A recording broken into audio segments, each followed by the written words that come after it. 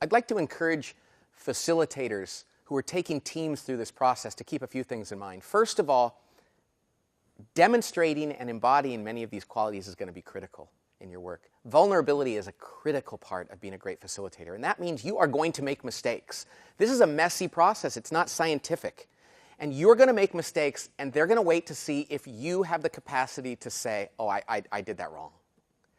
And so every time you have a chance to acknowledge that, you are going to gain credibility. But as a facilitator, it feels very dangerous to do that. They don't expect you to be perfect. They expect you to be honest, have good intentions, and they are going to forgive you and, in fact, give you more credibility if you can be honest about that.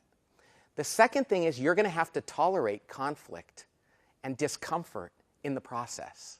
It is not going to, by definition, it will not feel good all the time. Halfway through, you will wonder whether it's going to work or not. I do this all the time, and I still wonder that.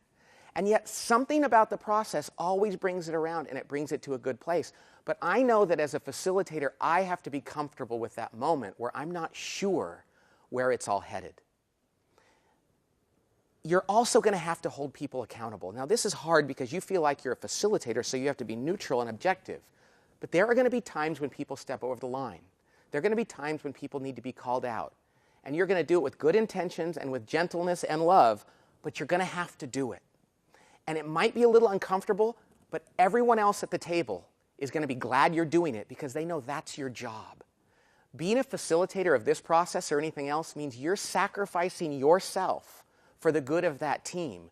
You're going to lay down yourself for that team, even to the extent that you might have to take some heat or do something that's uncomfortable. They will thank you for it.